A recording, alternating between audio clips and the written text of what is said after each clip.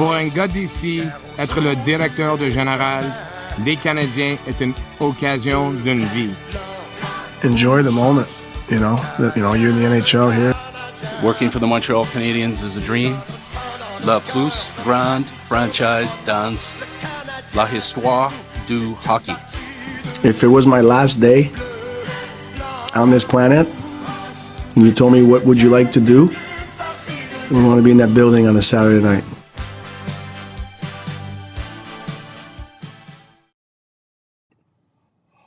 What is going up?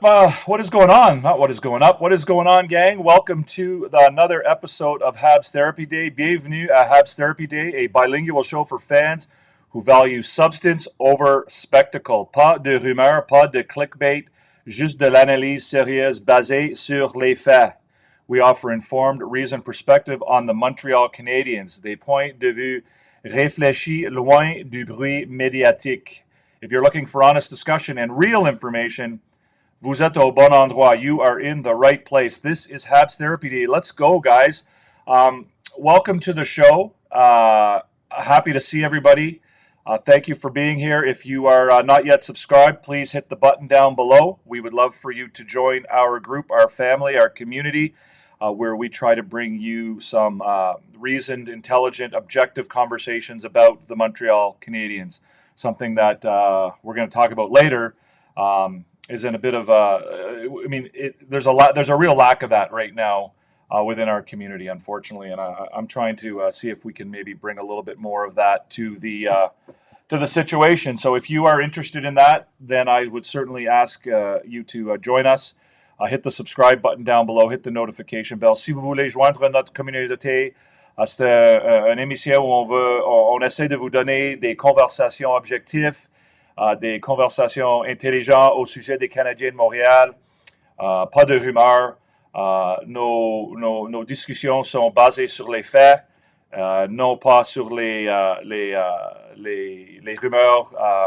On n'essaie pas d'avoir de clickbait. Ce n'est pas une place où moi je cherche à avoir de l'attention pour moi, mais je veux vous parler, moi et vous, au sujet des Canadiens. So I'm here to talk to you guys. I want to discuss the Canadiens with you guys. I'm not out here to try and get any type of recognition for myself or attention for myself like so many of the other outlets are doing. And we're going to talk about Maxime Truman and Dans les Coulisses website later on in the show, and the rumor that they've been spreading around in recent times, which I think is an unfortunate one, and one that certainly is not something that we're going to try and do here on this show. We're going to try and keep our discussions to the facts and not to the rumors.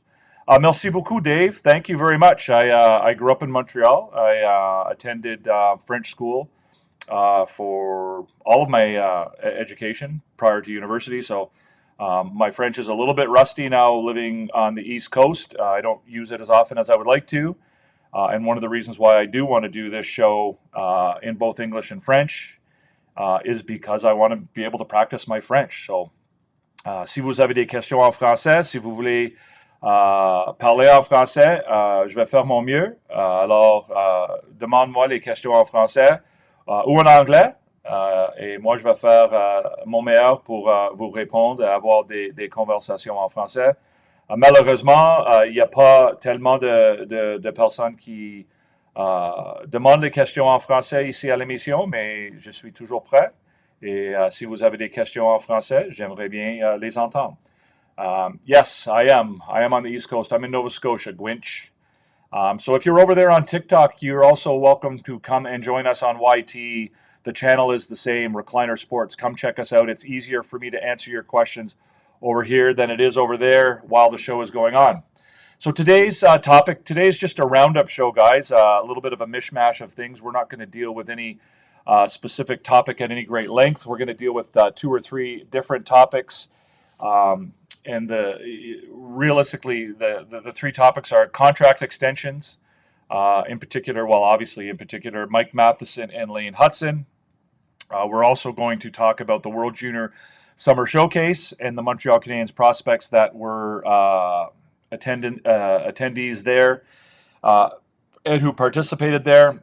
And again, like I said, I touched on it a minute ago there. We're going to talk a little bit about this latest rumor that's going on about Kirby Dach and his recovery from his latest knee injury, and the unfortunate rumor that's being spread around by a blogger slash reporter slash whatever you want to call him. So let's get into it, guys. On va commencer ici, tout le monde. Let's talk about the contract extensions. And obviously the two Montreal Canadiens players who are up for new contracts are Mike Matheson and Lane Hutson. And, there's been lots of discussion in the media and on social media about both of these players and what the Canadiens should do. With respect to these two guys, both are entering their final years of their contracts, so both will be free agents at the end of the next season, so at the end of the 2025-26 season. Lane Hutson, of course, will be a restricted free agent, and Mike Matheson would be an unrestricted free agent. So let's talk about this this topic. I think it's an important one. It's probably one of the bigger topics with the Canadiens right now, given that it's the off season and there's not a whole lot going on. And I know there's a lot, like I said, a lot of discussion and speculation about this. So Mike Matheson is in the final season of an 8-year contract. He, of course, entered into that contract with the Florida Panthers, one of his former teams. He is currently 31 years old. Last season, he had 6 goals and 25 assists in 80 games. The year before that, he had 62 points. So it was a bit of a drop-off as far as his offensive production went. Last year, he played just under 18 minutes of, or he had 18 minutes of even strength ice time per game. And that was probably closer to 24 or 25 minutes per game when you add in the time that he played on the power play and the penalty kill. It is also worth noting that both Matheson and Hutson are represented by Cortex Management, which is the former agency that Canadiens GM Kent Hughes worked for before becoming the Montreal Canadiens GM. So I think it's important perhaps to keep that in mind. So with each of these two guys, I'm going to ask, sort of go through the reasons why, why they should sign these players, the reasons why perhaps they should not sign these players, and then maybe I'll get into some, of my opinions about what I would like to see the team do, or what I, think I would do if I were in the same situation. So I think the main reason to keep Mike Matheson and to sign him, whether it's signing him to an extension this year, or whether it's to sign him before he becomes a free agent at the end of next year, is his leadership on the team. Right, he's a leader on the team. He's one of the team's veterans, along with Gallagher and Anderson and Jake Evans and guys like that. He's one of the one of the leaders on the team, and he brings a ton of leadership, not just because he's a veteran, but also because there seems to be a deep level of respect that the younger players have for Mike Matheson, right? You hear the players interviewed all the time, and they talk in glowing terms about Matheson and what he brings to the team and to the organization. And I think that's especially important on a rebuilding team where the players are quite young. By the way, guys, if you have any questions or want to jump in on the conversation, feel free, either, like I said, up there on TikTok, over here on YT. It's obviously easier for me to answer on YT than it is on TikTok. But like I said, if you want to ask questions, don't feel like you're interrupting or anything. Like, jump in. I'd much rather have conversations with you guys than simply talk at you. So feel free to jump in any time you want. So like I said, Mike Matheson brings a ton of leadership to this team.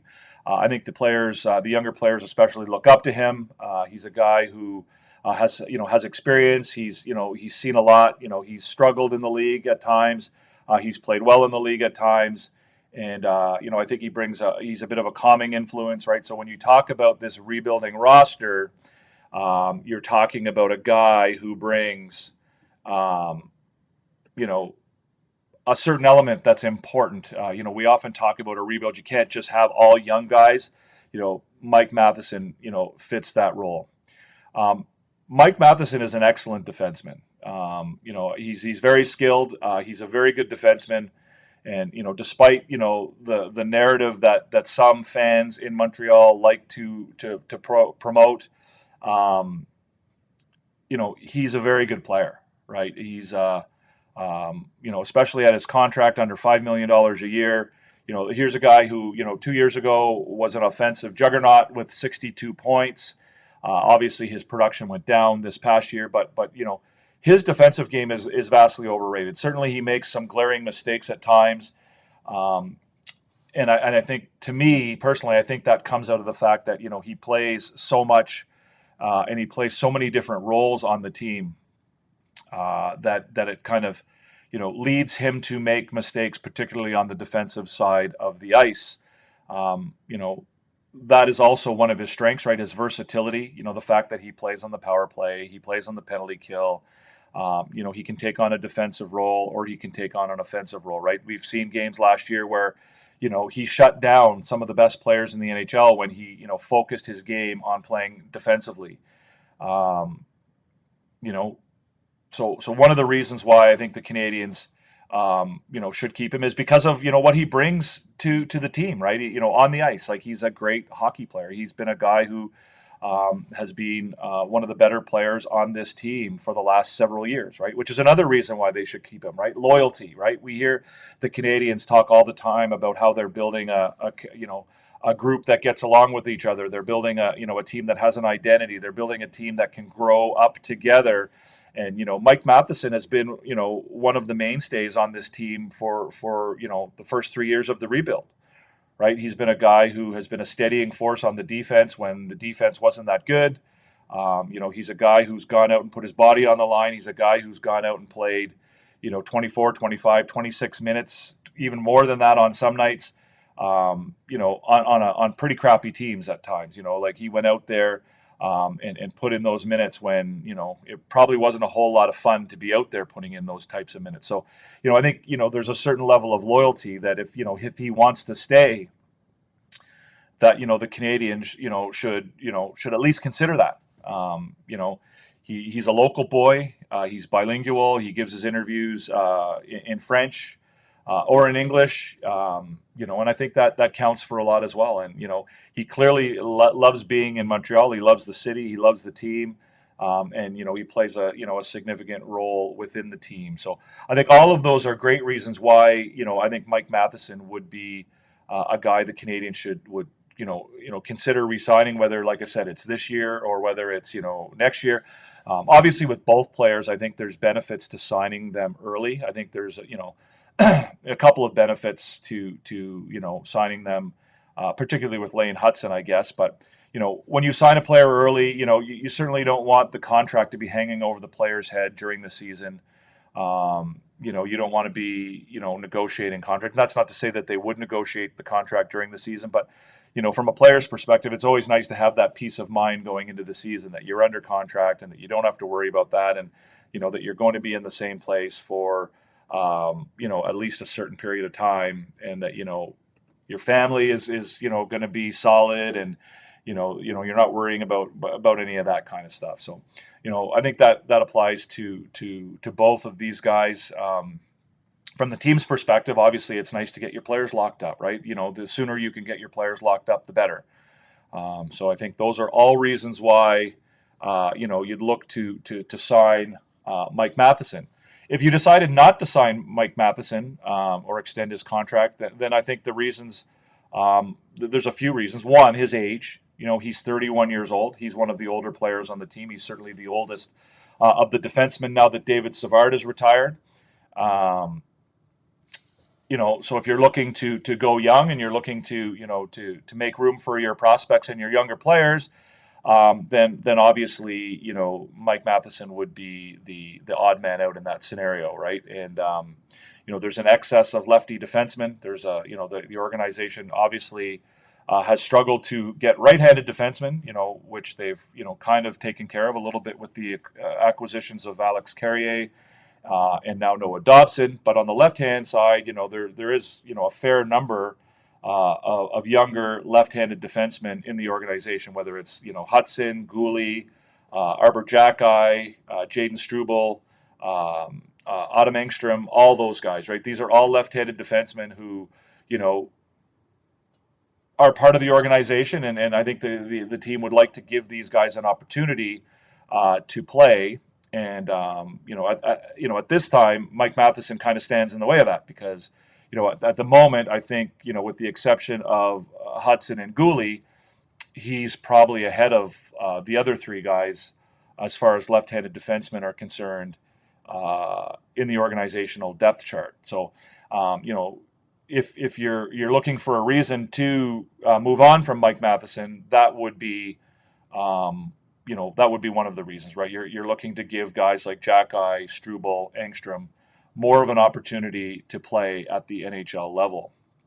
And beyond that too, even if you take the handedness out of it, if you look at, defensemen in general, then you bring, David Reinbacher into the conversation, who's a right-handed defenseman, but, may or may not be ready to make that move to the NHL this year, next year, partway through this year, depending on how training camp goes, all of these things, right? So if Reinbacher is going to make the team, now all of a sudden, you've got, a logjam at the NHL level where you've got, Hudson, Gooley, Carrier, Jackeye, Struble, Matheson, you've got all these guys. And so who's the odd man out in that? And if your commitment through the rebuild is to go with your younger players, then, the argument could be made that Matheson is the odd man out in that scenario. So all of that, brings me to what do I think they should do? Again, this is just my own opinion. I have I obviously don't have access to the same information that management does. And, there's obviously a lot more going on behind the scenes that we don't know about. Personally, my preference would be to keep Mike Matheson. I think that he contributes in great ways to the team. I think he still has a role to play on the team, whether it's, a leadership a role. I think his role, needs to be diminished a little bit from what it's been the last 3 years. I don't think he needs to play as much of a role on the team as he has in the past, but I do think there's room for him on the team, and that he certainly is a guy who can produce and be a quality player for the Montreal Canadiens, not just next year, but for, a few years after that. So I would consider, if it were up to me, and again, it's not, I understand that, and it's just my opinion, I would consider, extending Matheson for, another 2 or 3 years. I would look at giving him another 2 or 3 years with the Canadiens. That would bring him to, sort of after next year, you add 2 or 3 years on that, you're talking about bringing him to 34, 35 years old, right? I would consider giving him an annual salary or an AAV of $6 million or less. I don't know that I would go a ton higher than that. Again, the salary cap is going up, or so we're told. So again, that $6 million, he's currently making under 5, under the old cap. And I think when he signed that contract, the cap was probably somewhere down in the, low 70 million, something like that, maybe mid 70 million. I don't know what it was 7 years ago. So, at $6 million AAV, I think that's fair. You could give him a contract that has a bunch of bonuses in it, right? Bonuses with respect to number of games played, perhaps ice time, even maybe spring. I know he's not likely to win any big awards, but even performance bonuses with respect to if the team makes it to the Stanley Cup Finals or to whatever, you give him some bonuses there so that he perhaps his salary is tied into, or his income is tied into the team's performance or his own performance. I touched on it a minute ago. I think that for him to stay with the team, I think his role needs to be diminished. I don't think he needs to be playing 23, 24, 25 minutes in a game. I think he could probably take 4 or 5 minutes a game off of that. I don't think he needs to be playing on the power play anymore. Obviously, now you've got, both Hudson and Dobson who are capable of doing that. So, the need for Matheson to be a power play guy anymore is no longer there. You probably would look for him to become more of a defensive specialist, continue playing on the penalty kill. And like I said, last year, I think we saw on a number of occasions how capable he is of being maybe a shutdown defenseman is a bit of an exaggeration. But certainly, at times last year, he looked like one. He shut down guys like Nathan McKinnon. He shut down guys like Jack Eichel. He shut down guys like Alex Barkov and Matthew Tkachuk. There was a lot of that in those win streaks last year where the Canadiens, there were a couple of occasions last year where the Canadiens went on runs that turned their seasons around. One of the contributing factors, and one of the more significant contributing factors to that, was Mike Matheson's defensive play. Those were some of his best games last year, and those were all about him focusing on the defensive side of his game and, demonstrating that he's very capable of being that player. And I think that if he, remained on the team with decreased ice time, perhaps was a second or third pairing defenseman, sort of like an enhanced version of last year's David Savard, a guy who kills penalties, a guy who goes out there against the other team's best player, a guy who goes out there and, shuts down the other team's best line. Perhaps plays with a guy like Lane Hudson, but focuses more on the defensive side of his game and gives that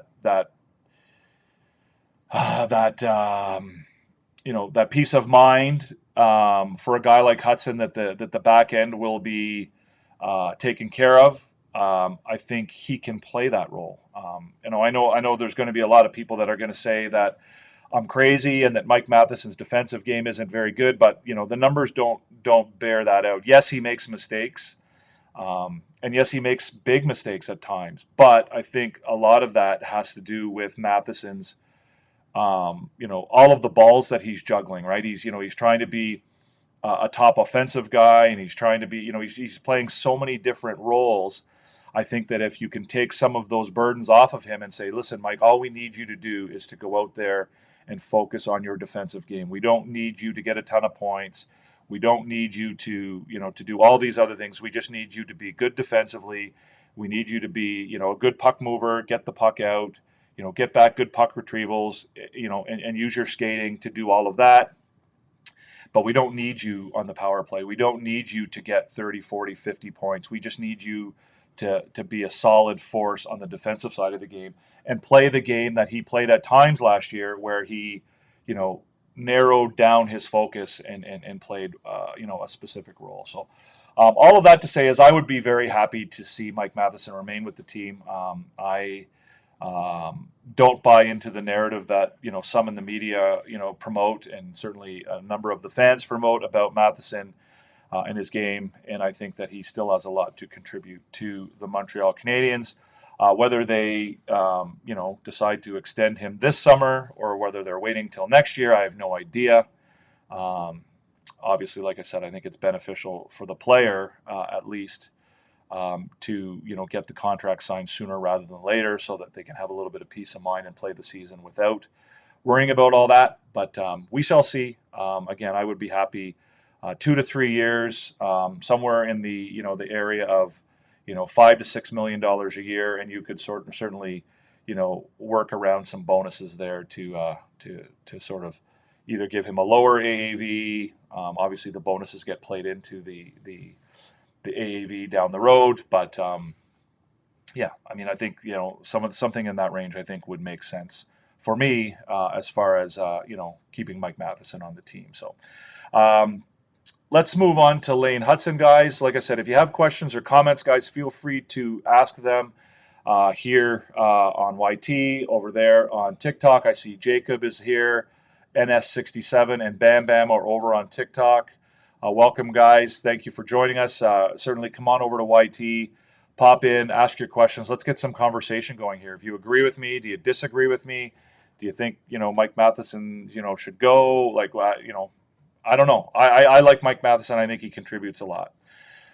Lane Hudson's in a little bit of a different situation. Obviously, he's coming off a spectacular first season in the NHL. He is the reigning Calder Trophy winner, Rookie of the Year in the NHL. He's 21 years old. He is going into the final season of his entry-level contract. He is making, I believe, his entry-level contract is at $950,000 a year. Obviously, a lot of bonuses tied into that, and I haven't looked at it, but I would expect that he's met most of his bonuses, and so he's made certainly more than the $950,000 base salary that he had last year. So I think that's right.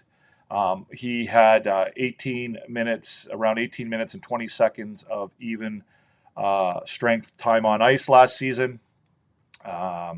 Obviously, that increased as the season went along. He finished with 6 goals and 60 assists in 82 games, breaking a number of records in the course of doing that. And just, I mean, there's no other way to put it, but he just had a spectacular season. Obviously, his offensive game was incredible. And I think his defensive game is extremely underrated. It certainly improved significantly as the season went on. And by the end of the season, I know there's probably fans out there that would say that I'm being a biased Canadiens fan, but by the end of the season, he was a well above average defensive defenseman in the league.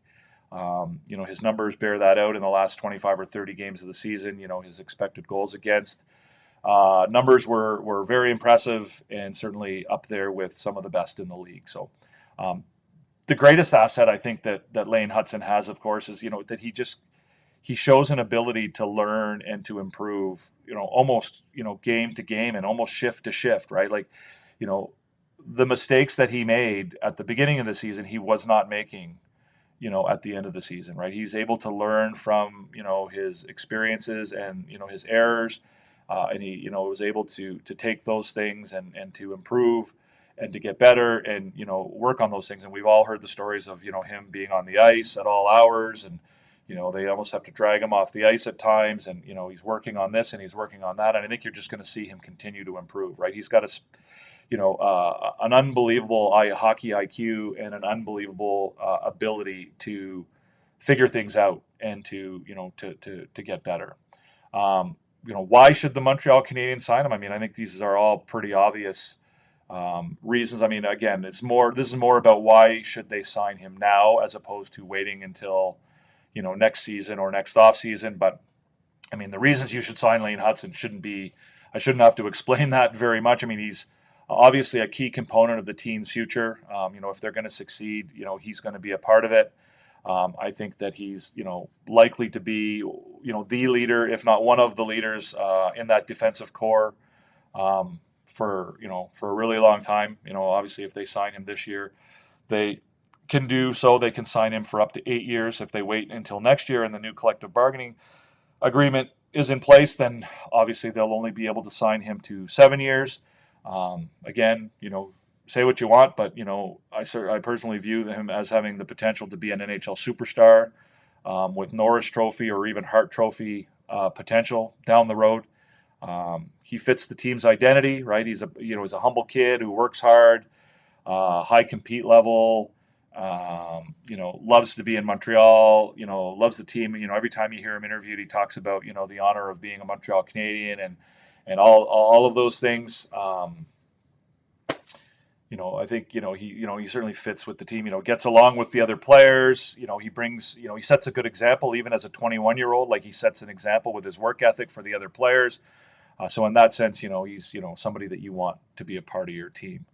Another reason why you might sign him this year is, goodwill, right? Show your commitment to the player, right? You're willing to, to sign him up before you have to, right? You can wait till next year, but, in order to show that commitment to him, you're willing to do it now. That also sends a message to the other players, right? The Canadiens talk about this identity and this culture that they're building and this togetherness and, this family environment. Well, here's a good way to prove it, right?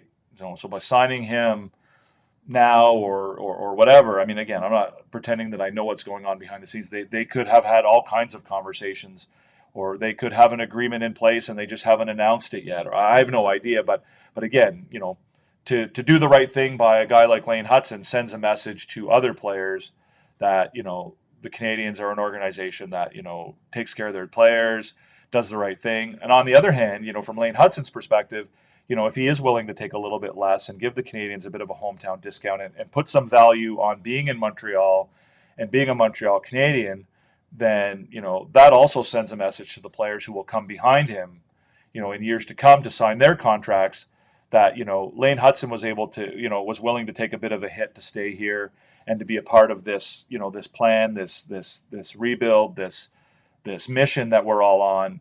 I'm willing to do the same, right? Ivan Demidov comes up for his entry-level contract down the road. He might look at what Lane Hutson did and say, okay, well, Lane Hutson loves it here. I also love it here, and I want to be a part of this. And so maybe I'll be willing to do the same as well. So, the other benefits of signing now are, you end the speculation from the fans and the media, right?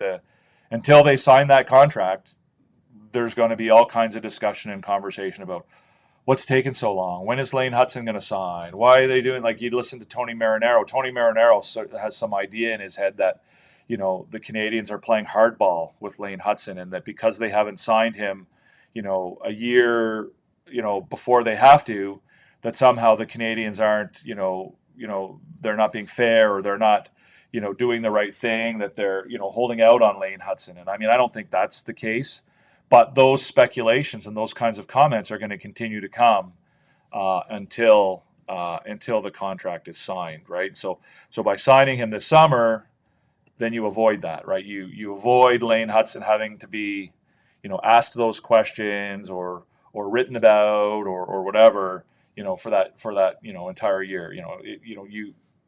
By signing now, you give him a peace of mind. He'll know that he's locked up, and that he's under contract for some time to come, especially if he likes being here, if he wants to be a part of this, knowing that he's, on board for, 8 years, 7 years, whatever it is, then that peace of mind allows him just to go out and play hockey, right?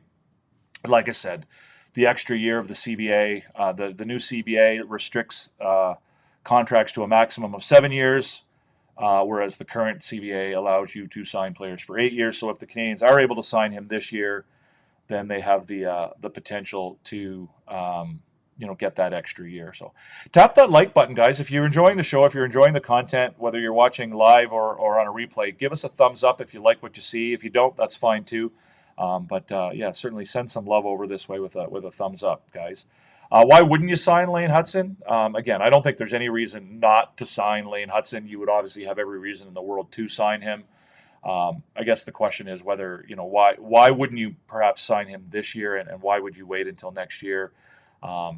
I guess the only real possible reason is that, I guess two reasons. One is, if you wait another year, you maybe see whether or not, he's able to, perform at the same level next year as he did this year, right? Now that's a bit of a two-way street, right? If he does perform like he did last year, this year, then, or even better, then you're looking at paying him even more money. And that's maybe an argument in favor of why Lane Hutson might not want to sign this summer. But again, hopefully both sides are getting along and being amicable about this. And, there's a sense of, the Canadiens want him to be part of it, and that he wants to be a part of it. So, the other thing I would say is that, you don't want to have a player on a contract that, they might be unhappy with after 4, 5, 6 years, right? You can say that, you see these articles that talk all the time about, the best contracts in the NHL, right? So Joe Blow is making X amount of dollars, but, he's worth so much more, and so on and so on. That may sound great on paper, and from a team's perspective, a fan might say, well, that's great.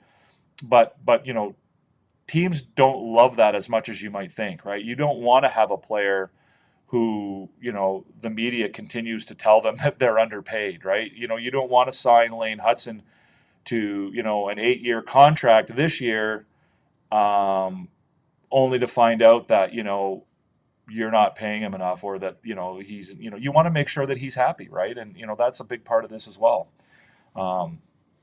So yeah, I mean, I think that, that's another thing to keep in mind is that, the Canadians want to make sure with with the cap going up and the new CBA coming into place that, they sign him to a contract that, not only helps the team and is in the best interest of the team, but they don't want to rip him off either, right? They want to be fair. I think, if both sides want to be fair, then I think that things are going to work out.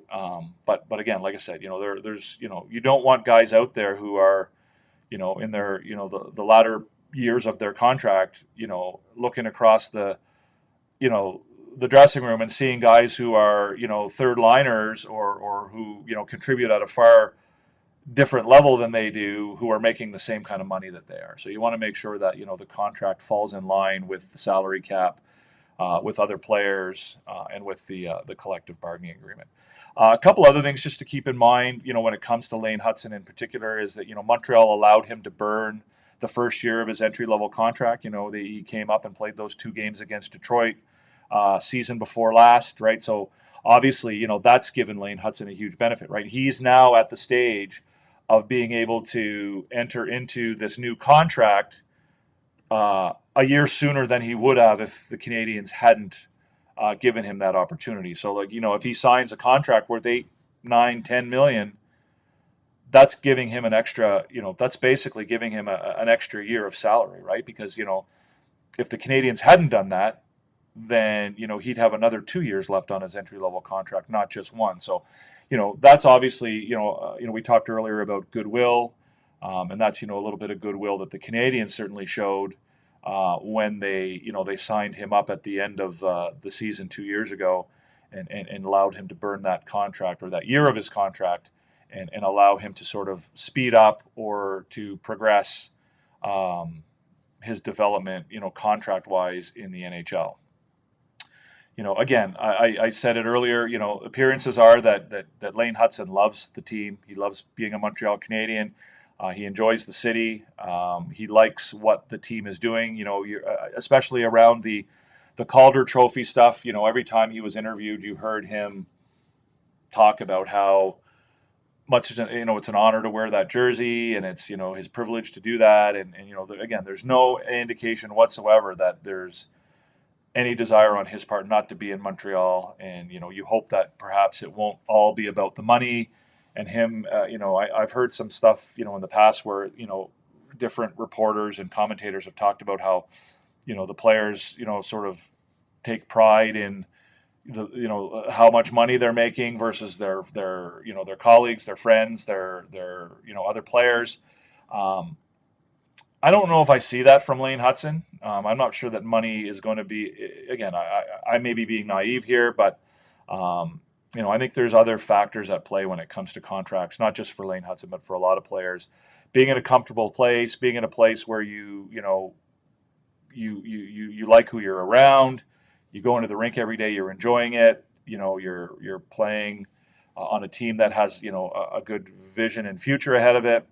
I think that, will also play a role for Lane Hutson. So what do I think the Canadiens should do? Again, just my opinion, it's worth what it is. I think they should, obviously I think, in an ideal world, they would get him under contract for as long as possible, right?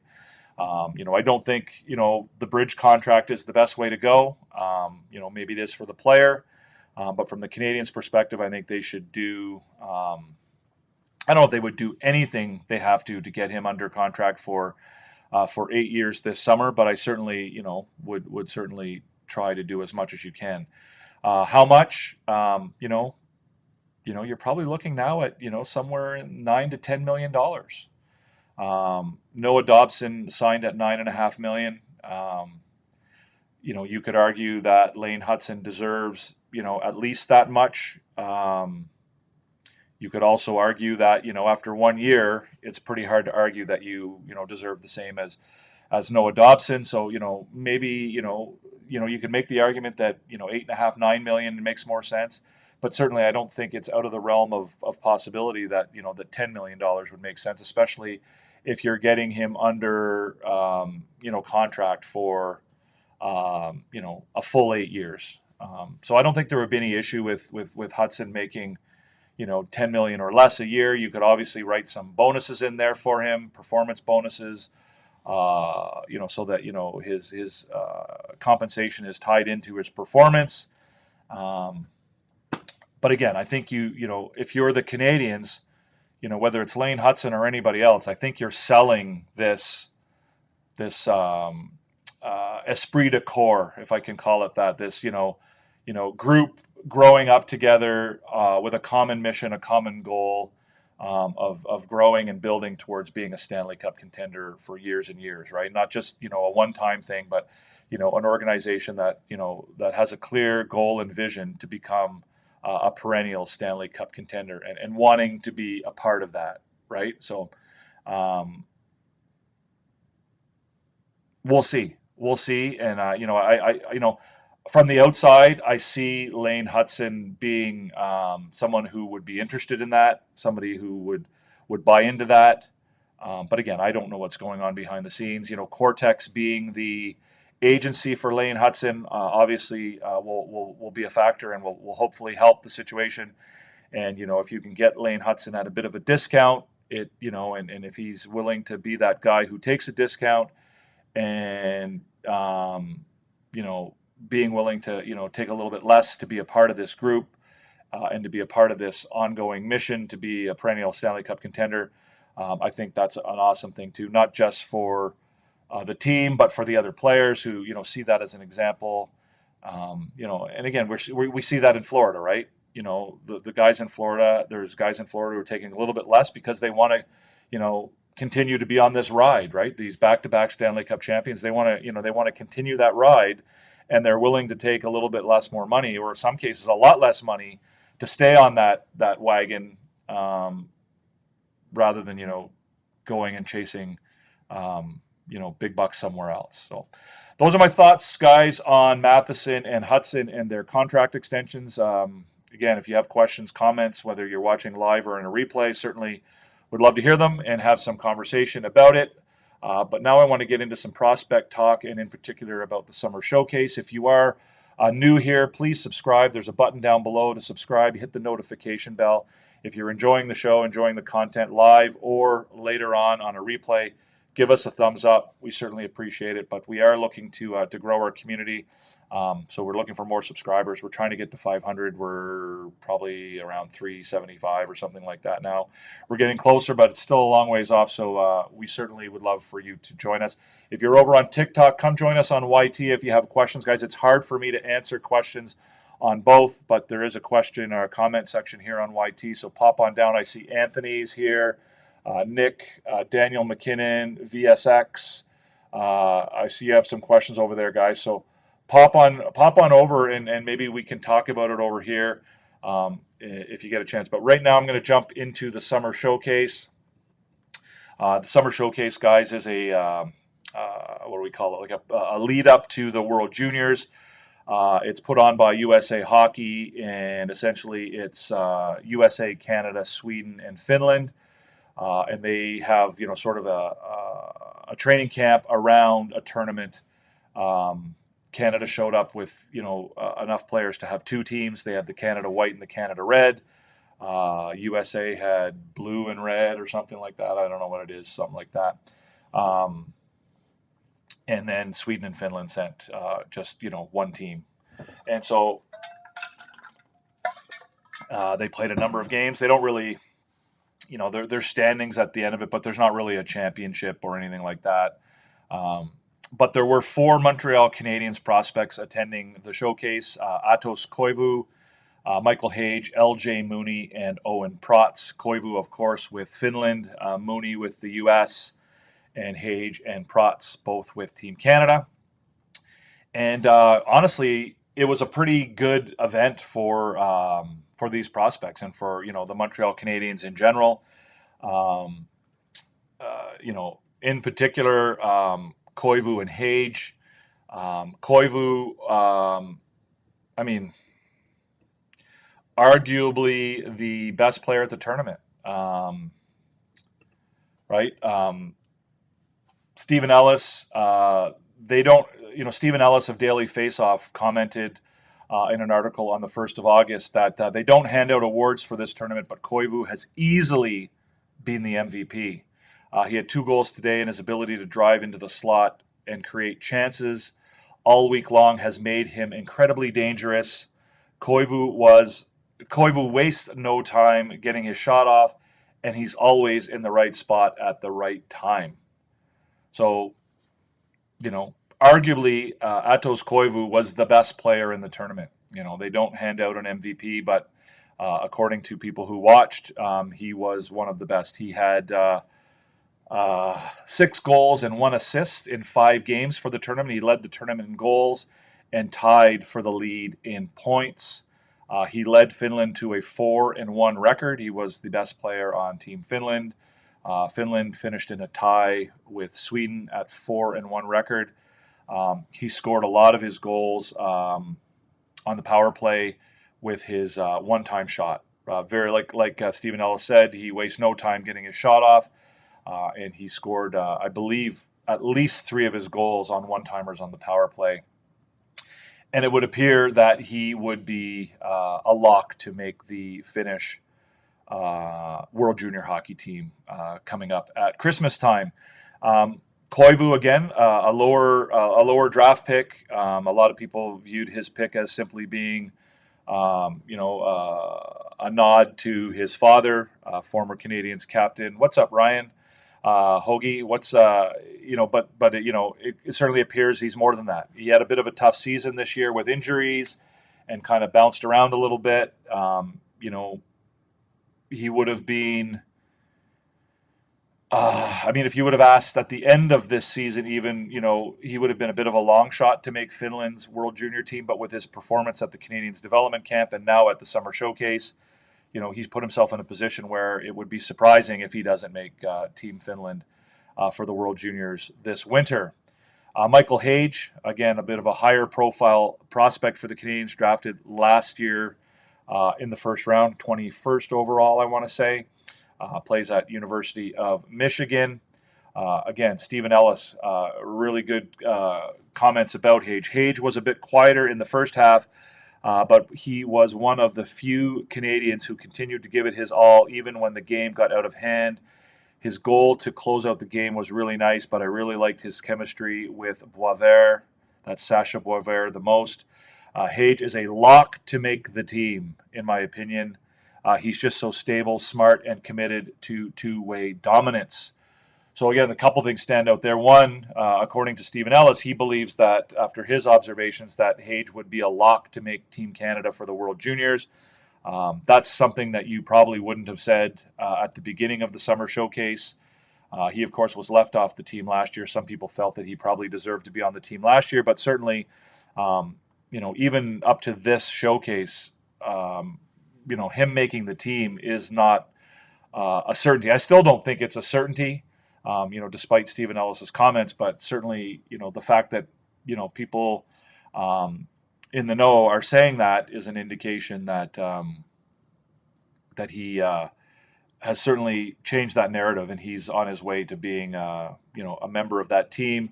Again, the last part, stable, smart, and committed to two-way dominance, right? Two-way player, not just a goal scorer, not just an offensive threat, but a guy who plays good hockey at both ends of the ice. Perhaps you didn't realize this, but Michael Hage has added about 11 to 12 pounds since he was drafted. He's now right around 200 pounds at 6'1". So one of the things that we obviously talked about when he was first drafted was his need to put on size and strength and get to be a little bit bigger. And we all talked about how him going to U.S. college was going to help with that, his ability to be in the gym and to work on those things. And clearly he's done that, right? He's, at 6'1", 200 pounds, he's an average-sized NHLer now, right? He's not, obviously, he can still stand to grow and get bigger, but, at 6'1", 200 pounds, he's not a smaller guy when it comes to NHL size. So what's up, Zaddy? He brings that. And one of the things that came out of this tournament was that, his willingness to go into the dirty areas, right? He, if you watch the highlights, you saw, a lot of his goals came, with him cutting to the net, right? Going towards the net hard, being at power forward. not being a guy who just sort of stays on the outside and takes shots and whatever. He's willing to get his nose dirty and go in there and play, the hard parts of the game at both ends of the ice, right? And he was physical, getting into some of that little bit of rough stuff, and he certainly made a name for himself. Dale Hunter, coach of the World Junior team, mentioned that he was one of the top guys, one of our top guys at the tournament. He said in an interview, referring to not just his offensive game, but his two-way game and the fact that he was an effective player at both ends of the ice, which of course will bode well for him making the World Junior team, because if you can play both ends of the ice and you can play either of those roles, it gives Team Canada the versatility to have you on the team if you can play different roles on the ice. He finished the tournament with 4 goals and an assist. That was most goals and most points for of anyone on Team Canada. Canada didn't have a great tournament. I can't remember what their record was, but they got spanked by both Finland and Sweden. Despite putting on the extra size, Hage's speed is still there. But now, like I said earlier, he uses that speed to drive the net and be a much harder and more competitive player to play against. So I would say that, he probably at this stage has an insight. I wouldn't go as far as to say he's a lock like Stephen Ellis does, but he certainly has improved his chances of making the team. LJ Mooney, Team USA, Stephen Ellis' comments: there wasn't a single player in this game who showed more confidence with a puck than Mooney.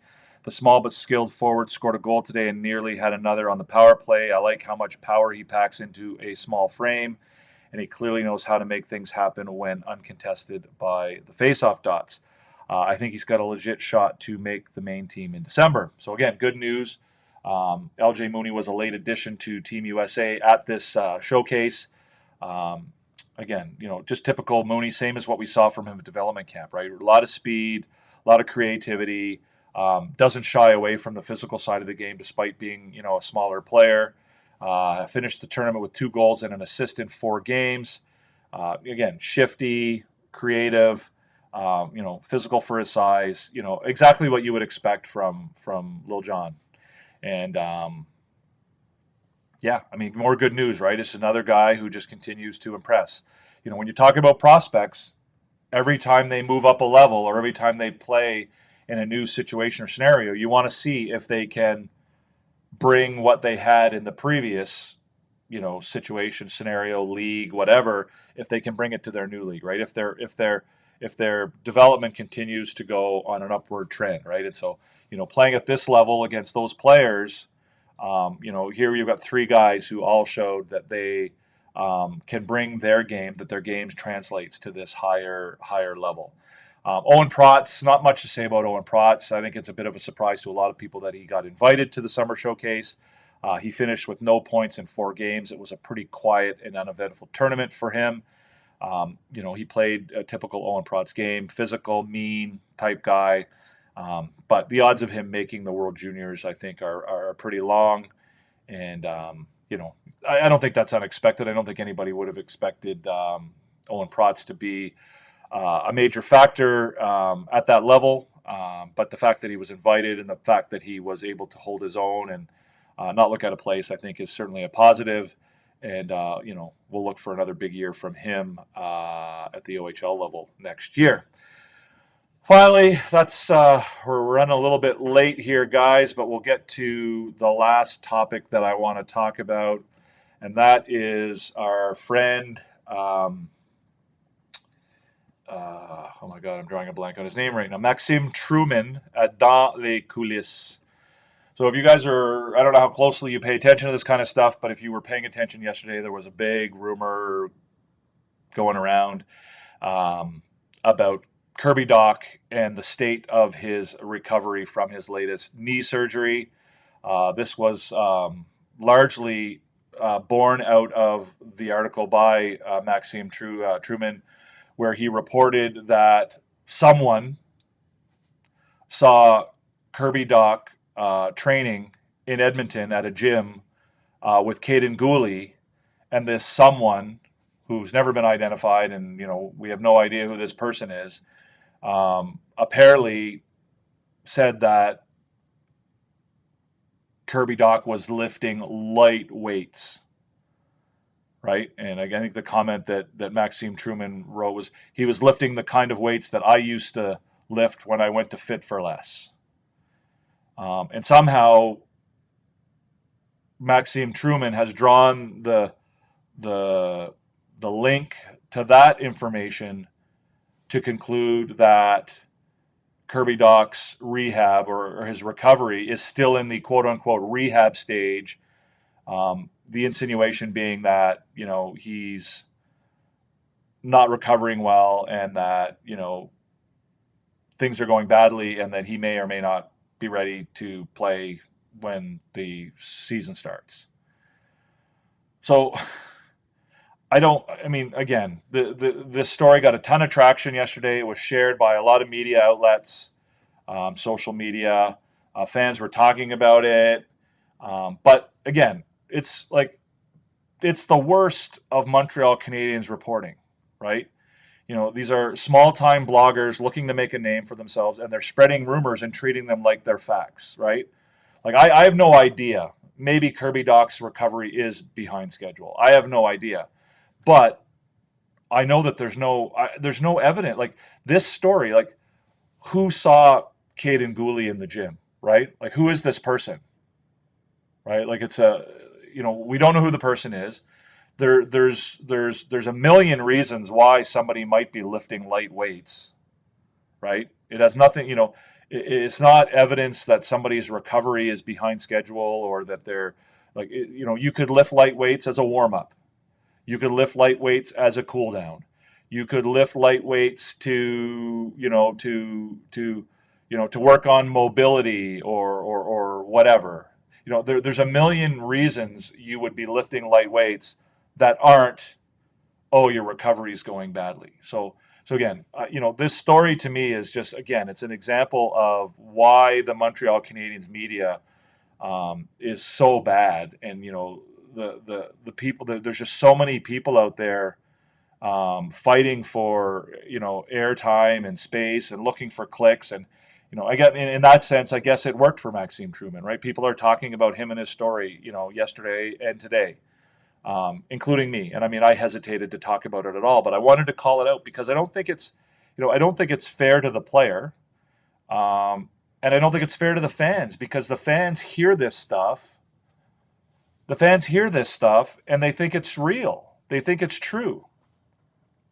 And so, it creates these narratives that are not based in fact. They're based in, either false information or a lack of information that, somehow, Kirby Dach either isn't working. Because, that was a narrative coming into the season, right? That he didn't do enough to get himself in shape for training camp last year and that, that he needs to do that for this year and that he has to come in, to camp at, in his best shape ever. And, the whole discussion about, the whole false narrative about needing a second line center and all that. All of it plays into all of this. And now you've got this no-name, Maxime Truman, out there spreading a rumor based on a second-hand account, maybe a third-hand account, who knows who he heard it from, that, the guy's lifting light weights or that he didn't skate when some of his teammates skated when they were in town last week for Nick Suzuki's wedding. Again, there could be a million reasons why Kirby Dach didn't skate, when he was in town for Nick Suzuki's wedding, right? This whole thing where you're willing to take a rumor that's unsubstantiated and turn it into a story, right? Turn it into fact, and it's just I don't know. It's disgraceful. It's embarrassing. It's what makes the Montreal Canadiens. It's one of the worst parts of the Montreal Canadiens is this rumor mongering, this false information spreading that goes on, both in the media and in the social media world amongst the fans. So I guess what I would say, again, take this for what it's worth. But, when you hear these types of rumors, consider the source. Consider the source and consider the information. Don't just read the headline. that says that Kirby Dach is still in the early stages of his rehab. Read the whole story. Find out why this character believes that Kirby Dach is still in the early stages. And then, use your own brain, to be critical about it. Like, does this story make sense? Is there enough information?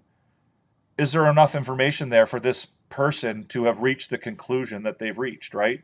Is there enough evidence there to say that Kirby Dach is the type of, or is in the early stage? Are you willing to believe that Kirby Dach's rehab is behind schedule because this guy's reporting that someone saw him in a gym in Edmonton? Or that, don't forget that, Kirby Dach did skate, in July when he was in town.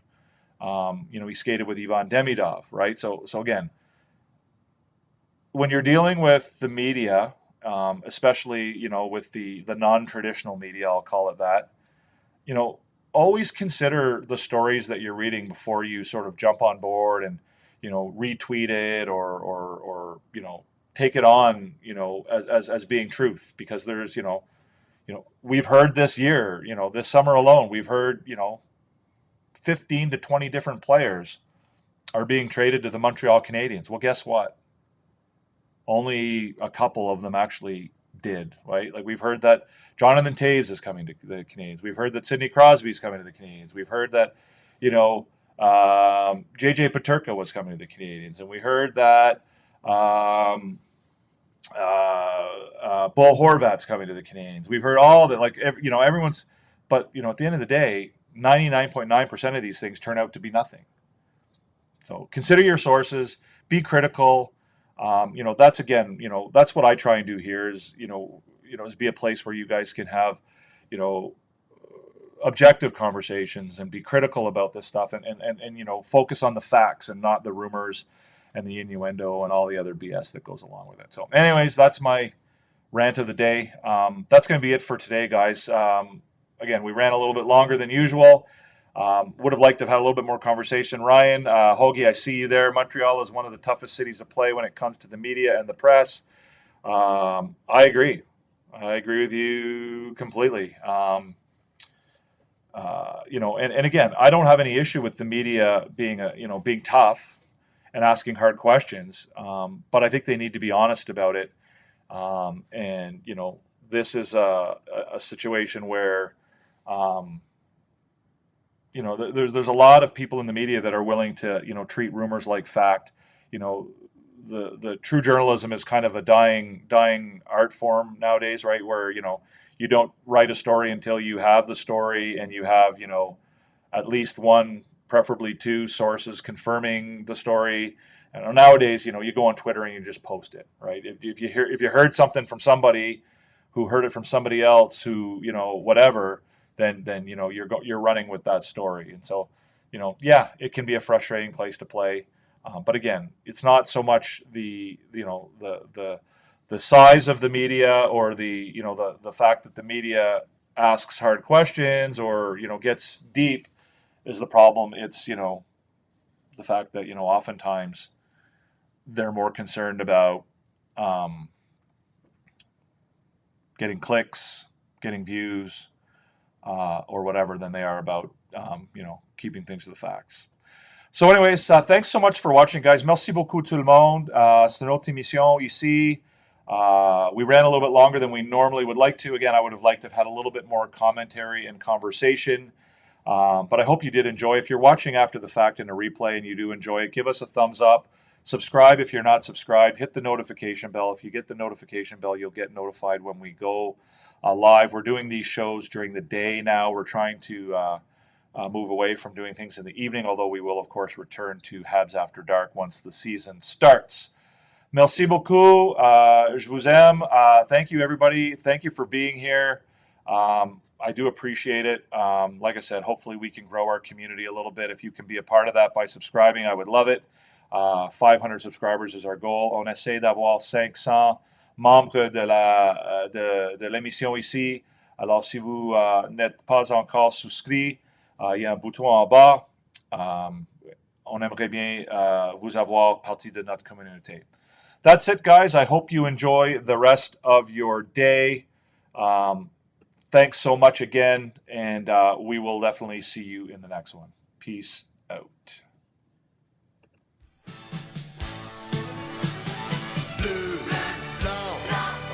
Pour un gars d'ici, être le directeur de général des Canadiens est une occasion d'une vie. Enjoy the moment, you know, that, you know, you're in the NHL here. Working for the Montreal Canadiens is a dream.